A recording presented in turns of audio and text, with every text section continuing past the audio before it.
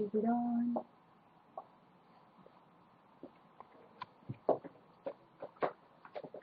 Hello everyone, just testing. So hold on for a little bit.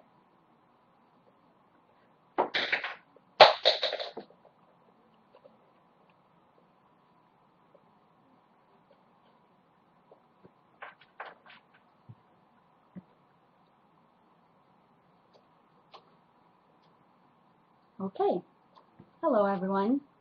My name is Annika Bourgogne and I'm happy to be here today to talk about one of my favorite subjects, which is family bilingualism and how to make it work in the real life and with real parenting. I know a little bit about the challenges that this presents in the everyday life. I'm the mom of two bilingual daughters, one who is almost 8 and the other one is 13. My husband is French, and from the beginning it was really important for us that our children would learn both of our languages. So when I was at university, I studied the subject as part of my master's degree, and since then I've kept up with the new research in the field while all the time conducting my own research and trying to apply it at home. Last year I published an ebook called Be Bilingual, and today I would like to take some points from the book and talk about them with you, about the practical aspects of everyday life in a multilingual family. Okay. First, I would like to start by a quote by Jane Merrill, who has published a book on raising her twins in French. And she talks about her choice as something very natural. Bilingual child rearing is like breastfeeding. It's giving a child a tender gift. It costs you nothing and fits in perfectly with everyday life. A while ago, when I published this quote on my Facebook page and on my blog, I expected to receive a lot of comments about it, which I did. The only thing is I was expecting people to talk about breastfeeding, and if I was actually saying that the bottle-fed children were deprived of a tender gift. Well, I didn't, and that was not what the comments were about either. More than that, people didn't like the fact that the quote seemed to say, well said, that bilingualism doesn't cost anything, and furthermore implies that it's effortless and easy. Had I interpreted the quote this way, I wouldn't have published it, for in no way do I think that bilingualism doesn't take any effort. It does, especially from us, the parents. And depending on the goals that the family may have for their family bilingualism, I also know that there are some costs involved there as well. Instead, how I interpreted this quote was to say that I saw it as an encouragement for parents who had a small baby, and I felt that it said to them that that's the beginning. You start by talking to your child in your own language. Just like with babies, bilingual children need more than milk later on, and we'll take a look at some of those things that we can do to help our children's bilingual development. However, speaking is where it all starts, and that's all the babies can handle in the beginning, just like with milk. And most families decide on some kind of a language strategy, either by thinking about it consciously or then just by doing what happens naturally. And the language approach, depending on the family, can be different. There are different choices. What you've probably heard about is the one language, one person approach, at least, where each parent speaks to the child in his or her native language. This is the one you hear about the most often, perhaps because many people find it a natural one. It's natural to create a bond in your own language with your child, and in this way the child also learns to associate that language with a certain person. For example, when our children were small, when they didn't yet understand that they were speaking French or Finnish, they talked about mommy's language or daddy's language. And for many years, this approach has been considered sometimes the only right one or the best way to go about it. But recent studies have also shown that there are some drawbacks to it. That is good to know. For example, the minority language, in other words, the language that is not spoken in the community around us, it gets the short end of the stick because it needs a lot of reinforcement in different ways that we will look at if the parents hope for the children to be able to speak that language also fluently. This is even more so the case if the parents speak the majority language between them. And this is why lately the experts have been endorsing another approach, which is called the minority language at home. You'll see in the slide that I also use abbreviations. This is to help you in case you study these things further on the internet, because these abbreviations are often used there. So in this minority language at home approach, the family members speak the minority language either at all times or when they're at home all together. In the 90s, when I did my master's degree on bilingualism, this approach was considered artificial because it, of course, requires for one of the parents to speak a non-native language to the children, and for this reason, it's also not always possible. When it is possible and both parents can speak the minority language, it has been shown in studies to increase, to reinforce the minority language very actively. And also, in many instances, the children or the siblings have chosen the minority language together, to speak together, which doesn't often happen with the one language, one person approach. Now, if you're considering this approach, you might be worried about your own language skills if you are the non-native speaker. And, well, of course, parents should never be a bad language example or language model to the children. Experts seem to say that small mistakes don't really matter, as long as the child has enough access to native speakers as well and hears the right model from them. Instead, the role of the non-native parent is to be a language partner, so to create more situations for the children to use the minority language than they would otherwise have. This is where I think people need to do what feels right. We personally started off with OPAL in our family, each speaking our own native language.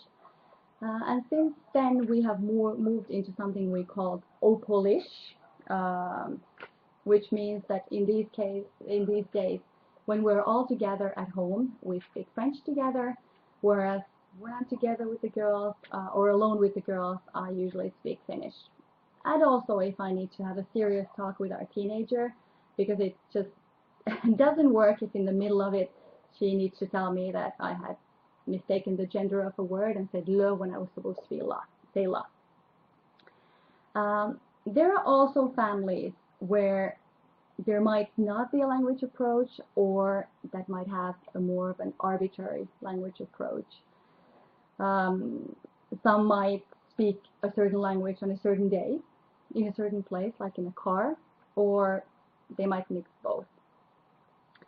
While I'm not saying that this cannot work in some cases, and there are countries where mixing is actually the norm, most experts seem to agree that if the family's goal is to have the children be active bilingual in both their languages, and especially in the minority language, it might not be the best way to achieve the fluency to mix the languages.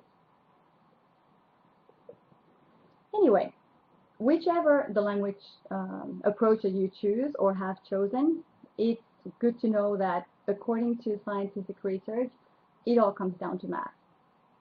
For children to actively speak a language, it seems that they should be exposed to it at least 30% of their waking hours. And this usually isn't a problem for the majority language, which children hear in the community, especially when they're old enough to go to daycare or to school in that language. But this is also why I think that there are two simple concepts that are necessary for active bilingualism. Here you go.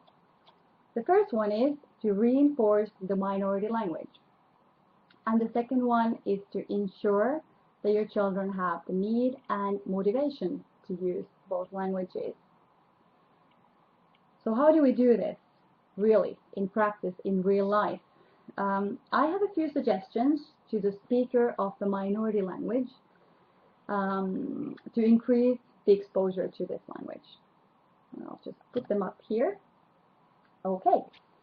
So the first one is to make a conscious decision to interact both by speaking and listening with your children as much as possible. Now, if you're someone who likes to speak a lot, like me, you might think this is a no-brainer, but even with a small baby, it's really important to talk, even if they don't still talk back, and just to narrate everything, start maybe reading books and so forth. And if you're not a very talkative person, then yes, maybe it has to be kind of a conscious decision. A good idea is to look for one-on-one time with each child so you can speak your language without the interference from the majority language. With small children, it might be just going into a room to play with them without the majority language speaking parents.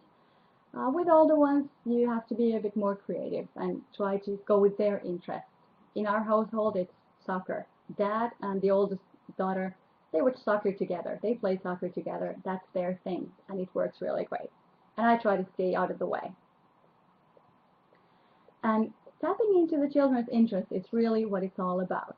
If you can pay attention to what they want to talk to you about, even if it's something you're not even remotely interested in, let's say, I don't know, sports statistics or Barbie dolls, pay attention. When they're ready to talk to you, that's when you should ask questions and listen. Read to your child. Reading is one of my top tips for bilingual families. I think it's important in any family, but especially so when you have two languages. I suggest you do it even before they understand the stories, and don't stop even when they learn to read themselves. Reading in both languages, and especially in the minority language, is important because it gives the children access to a lot more vocabulary than they would have if it was just the everyday conversations. It's different vocabulary, and it also helps to fix in their minds the words that they hear every day anyway. It's good for grammatical reasons, and, well, I can think of a few things that are more pleasurable than just taking a book and reading together with your child. So everybody wins. It may sound, if you're the minority language speaker, that everything is really on your shoulders now. You might even think if you want to hear anything more, but rest assured you don't have to do it by yourself. And I would actually recommend that you look for other people who can help you with this, other speakers of your language. There are many ways you can find these. There are expat sites, there are schools, the embassy might be able to help you with this, and a lot of times just the word of mouth, telling someone that you're looking for families who speak your language might give results.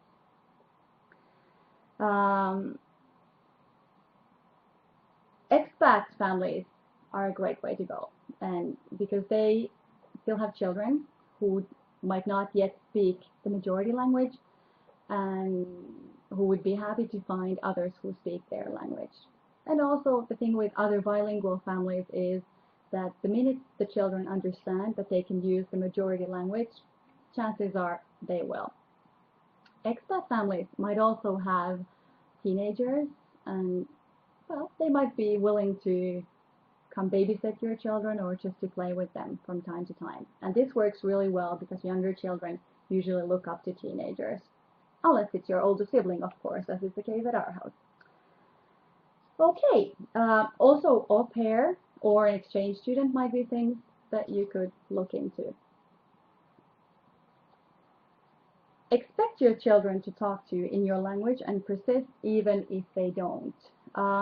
you can't force your child to speak any language, but you can expect that they do. And this expectancy actually can go a long way, and we will look at that a little bit a little later. Relationships with grandparents, aunts, or other family members in the minority language country can be a great motivating factor for your child to speak that language. So I would encourage you to try to help create those relationships in any way you can. In our family, we use Skype a lot every week, at least once, and we try to give the girls some alone time with the grandparents to talk to them. They're not always quite so natural when we parents are along there with them. Our oldest, the teenager, can already use Skype herself, so she sometimes Skypes with the grandparents when she comes home before the rest of us. We encourage them to write regular mail as well, especially the younger one loves to get mail and tries to even read what is written. And we ask that they sometimes send just a postcard or maybe a comic book or something to also increase the interest in the language. We have a family blog where the kids, when they were too young, would dictate for us what they wanted to tell the grandparents, and now they can write themselves as well.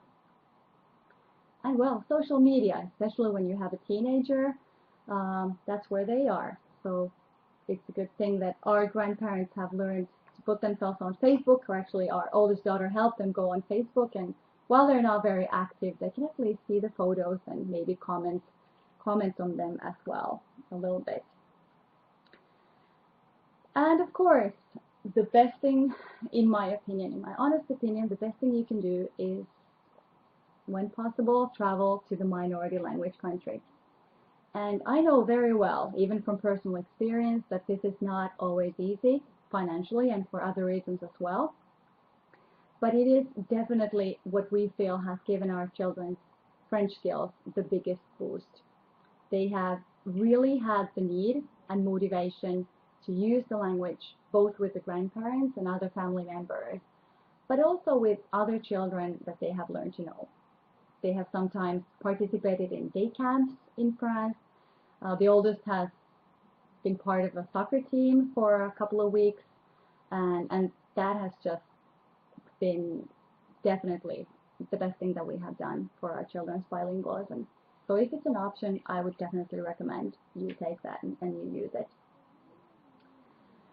Now, of course, this is all ideas for the minority language speaking parents, but the majority language speaking parents can, of course, help.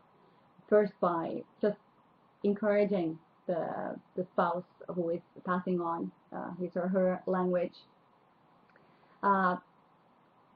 They can also look for materials, look for other families who speak the language, and of course, by giving the minority language speaking spouse some alone time with the children to do things in that language. And if you don't speak the language in question at all yourself, learning even just a few words can be a real endorsement for the children in that language and in their bilingualism. It really shows that you too value that language. Now, these are some ideas, but of course, as much as we may plan, our children may not always want to follow our plans. And here are a few situations that might or might not happen and what we can do if it happens. The first situation that I have here in a bilingual family. What to do if your child refuses to speak one of the languages? In this example, let's say it's English, and asks to go out to play in Finnish. Well, you have several options. First, you may say, I don't understand. Say it in English, please. And this works really well if you really don't understand. But if you do, children are not very easily fooled. Although, I did once hear one mom explain this to her child by saying that I only understand the language when adults speak it, but I don't understand it if it's children who speak it. So it might work. Number B, you might ask in your own language, as if you hadn't really understood or heard what the child said. What is it that you want to do?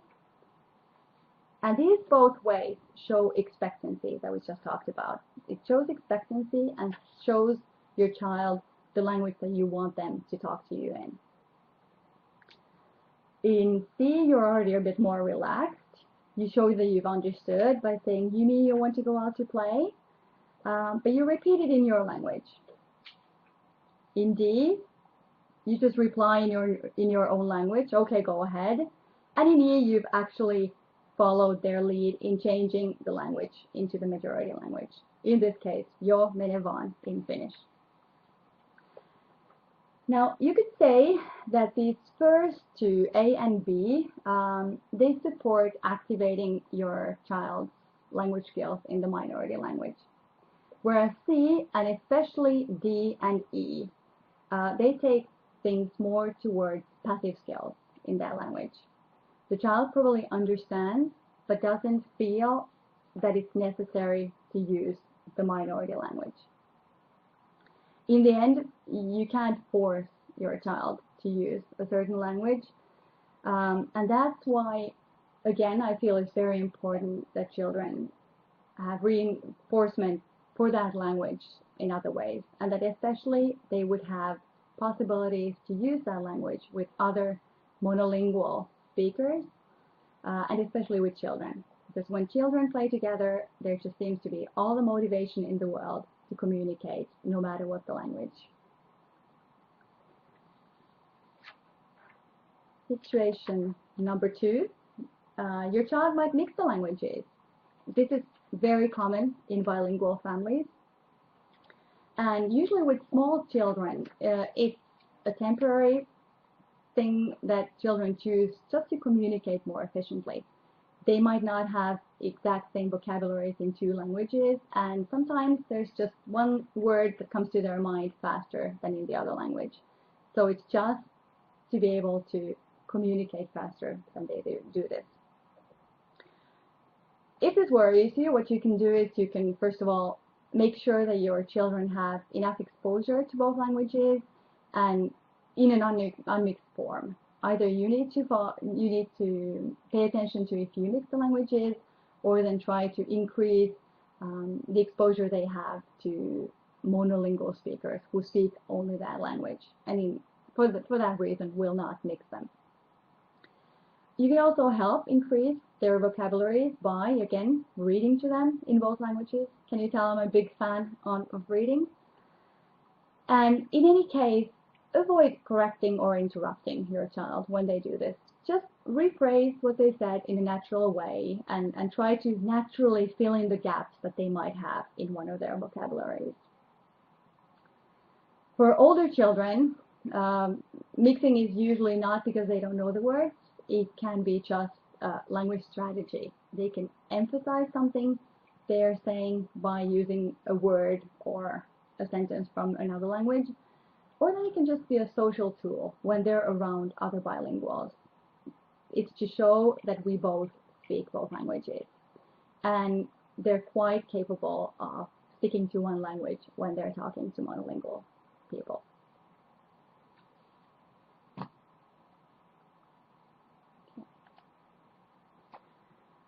And then it's just to keep going.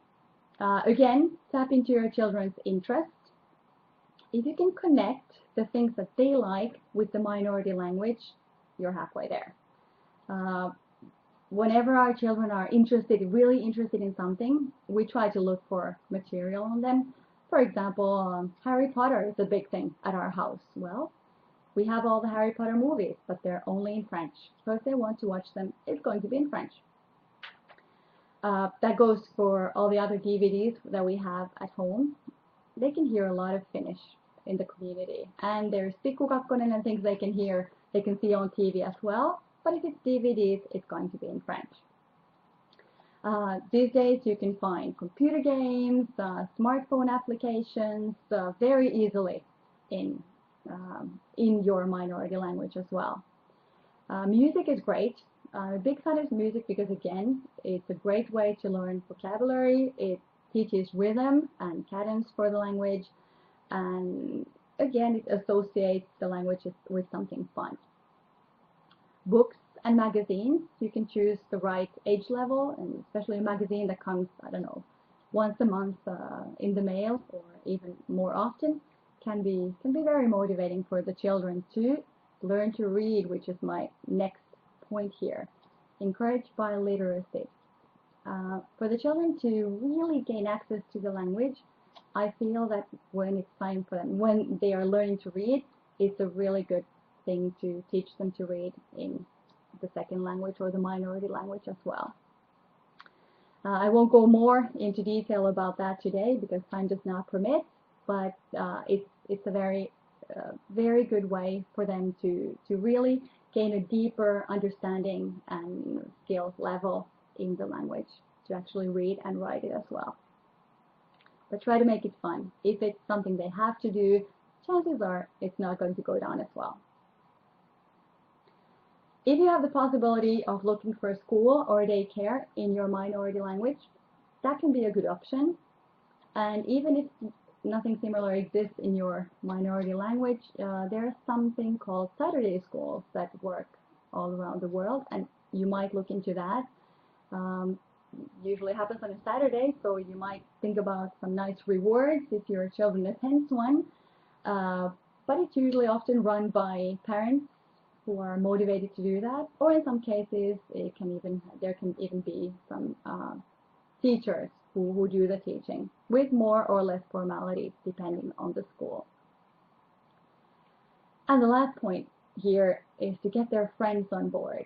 If you can show their friends that bilingualism is cool and your language and culture are interesting, well, it's a great thing, because peer pressure can be a big thing for children, and they can be very happy if you can show their friends that it's a good thing as well. For example, you can invite their friends over if you have a cultural celebration or party.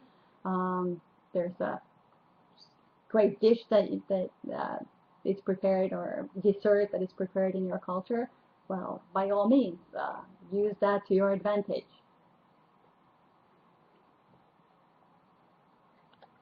And last, but definitely not least, I know in our family bilingualism has been a priority, and in some ways I think that if you want bilingualism to be, of course it depends on the family what is successful bilingualism, but let's say if you want your children to be active bilinguals, I personally think that it needs to be somewhat of a priority within the family. However, I think it should never be a source of stress. So have fun and enjoy your family's bilingual adventure. Thank you. And if you have any questions, we can look at those now for 15 minutes or so.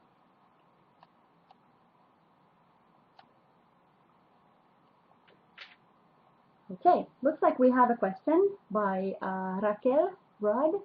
Hi, thanks for the lecture. My question, what do you suggest when, for example, bilingual children get together to encourage the minority language use, but they end up playing in the main language? Raquel, I know what you mean. I've been there, done that. It's true that when there are bilingual children who also speak the same majority language, it's difficult to get them speaking the minority language on their own. So you need some kind of a structure, whether it's a play date or a Saturday school type of situation. I would suggest you have as many minority language speaking parents there as well to help with the situation. Maybe maybe the parents could organize, or older siblings, if they speak that language, could organize activities together. Because if you do activities together, it's so much easier to keep the language as a minority language, because there are parents who help doing it there, and then kids might follow the lead more easily than if they're just left to play by themselves. That would be my tip. Anyone else?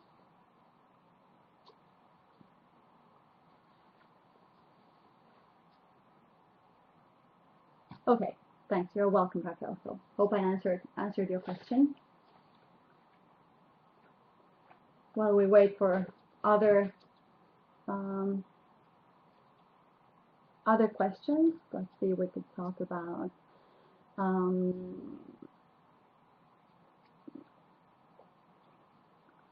let's see if there's some more.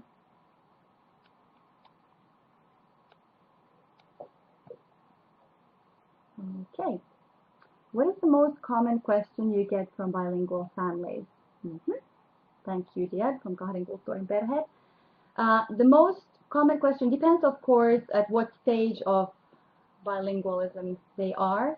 If it's with babies, with families with babies, a lot of times, especially if there are more languages than just two, they ask what they should do with the languages. What languages should they talk to their children?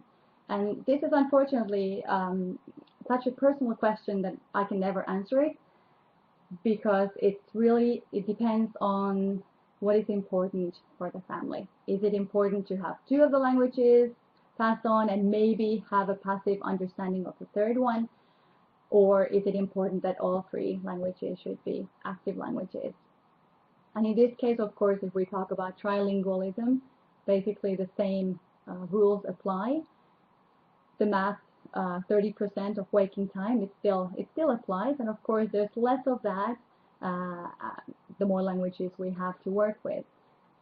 But the one thing that I could say here that trilingual families usually ask, and the answer that I usually give them is that with trilingual families, it's very important to have one of the languages to develop at an age-appropriate level.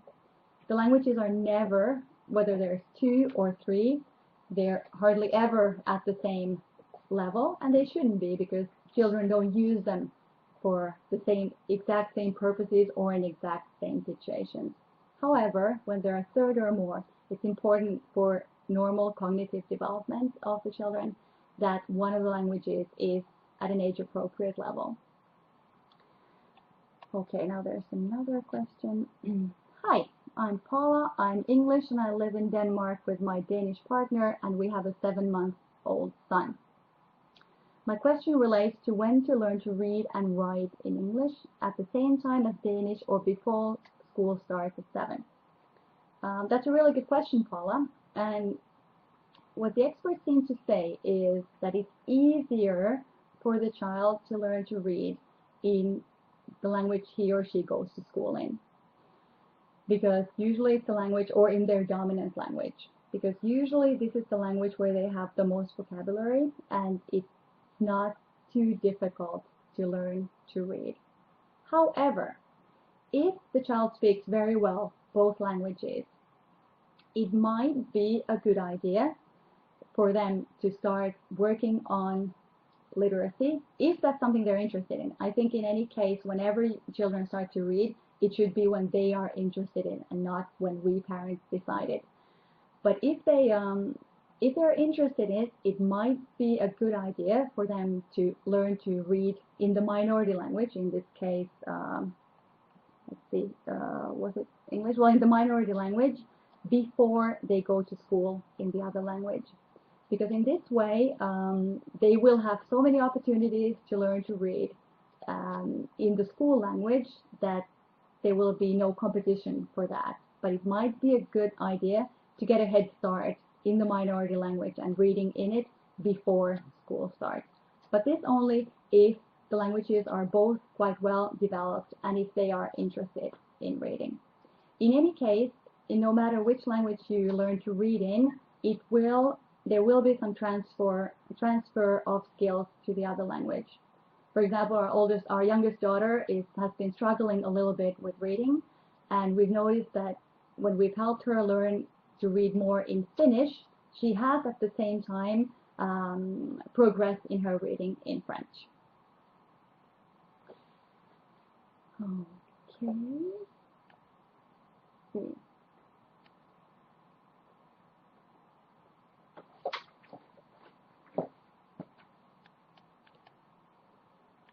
Just a minute, I'm looking for the next question. Okay, Eva is asking what to do when we live in Finland and the father, hang on, something happened. And the father of the child is Norwegian, but working on sea and away for 4 weeks. How to support the minority language?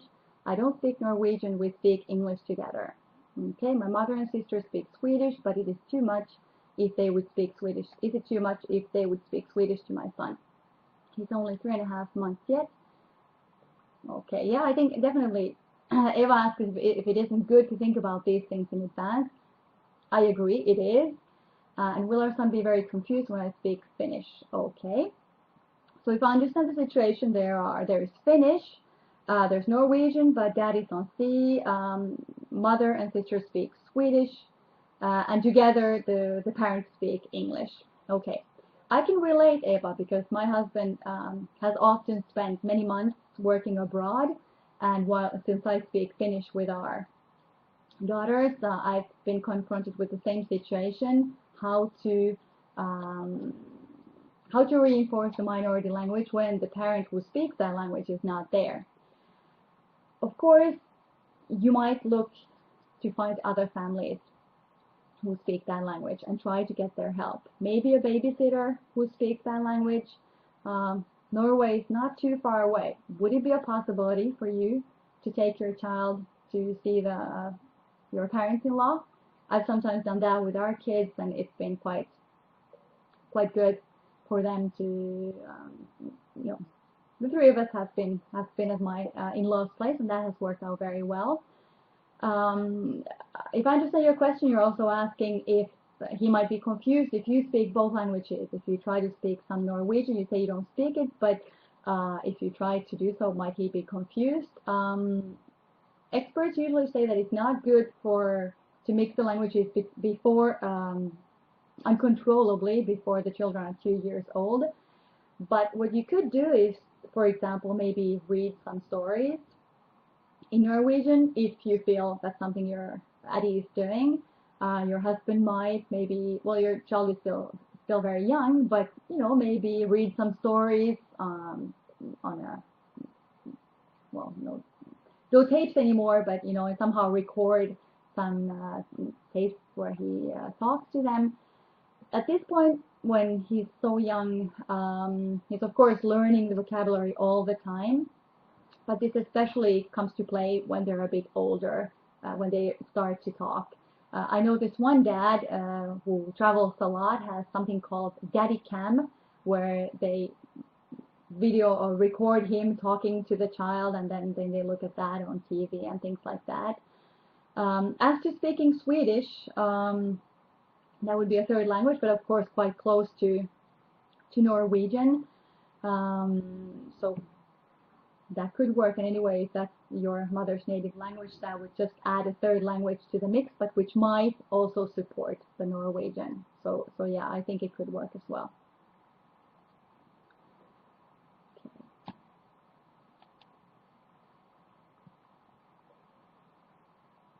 Okay. What do you think is the most important thing an intercultural and bilingual couple expecting a child can do to prepare themselves for family bilingualism? What do you think they should discuss, decide, and consider? Very good. First of all, of course, the language strategy that we talked about. It's important that both parents are on board with what is going to happen. And there might be at times that one of the parents might have some reservations or worries about bilingualism. And I think it's really important to deal with these before the children are born, if possible, or at least as early as possible. If there are some worries, it's good to find information, read books on the subject, or ask questions, like really particular questions to experts. For example, we have a Facebook page, Be Bilingual, that is for this purpose, where people can ask questions and then we can discuss them together. Because children are very attuned to how their parents feel, and if they feel later on reproach from any of the parents, or that one of the parents doesn't really support the family bilingualism, chances are they're not going to feel very good about their bilingualism.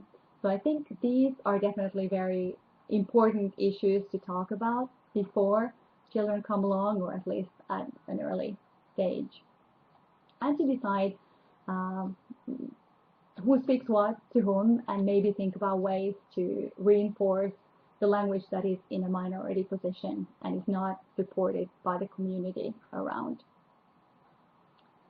This would be what I would suggest the most. And of course, if there are several languages, more than two, it would be a good idea to think about the goals, even just for two. It's good to think about the goals that you have for your family bilingualism. Are you happy with the children just understanding the two or more languages, or would you like them to be able to speak, even be fluent in one or two? Because this of course means that you will have to reinforce one of the languages, or more if there are more minority languages, more than if you just want them to be able to understand both languages. And the third thing you might consider, if you want your children to be biliterate also, be able to talk and speak and read and write the two or more languages. And also think what you are personally prepared to do for that, as far as how possible it is to travel to the minority language country, how often, where can you find books. I think we had our house full of books for children, both in Finnish and in French, even before our oldest Emma was born. So that's of course something that you can do as well. And get to know other families who are doing the same as you are, maybe in the same languages as you are, to get some ideas from there as well. This would be my suggestion. Okay, Raquel asks, says that we registered our two children in Maistraatti with the minority language as mother language, with the idea of those to be considered in the statistics. Do you know if those are considered in practice when cities are planning support activities for bilingual children? In my case, Espoo. Well, Raquel, I have to say that I wish they were, but I really don't know. I hope so. And we've been talking a lot about this possibility of being able to write down several mother languages, because in the case of bilingual children, they actually have bilingualism as their mother tongue and not just one of the two. So I'm not the best person to answer this, but let me just say I sure hope that that helps, and that they actually do take that into account.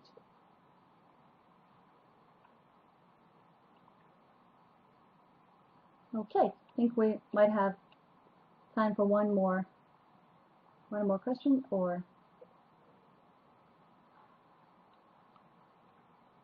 good. But anyway, would just like to tell you that you're very welcome to join us on Be Bilingual on Facebook, and ask your questions and participate in sharing our experience of raising bilingual children.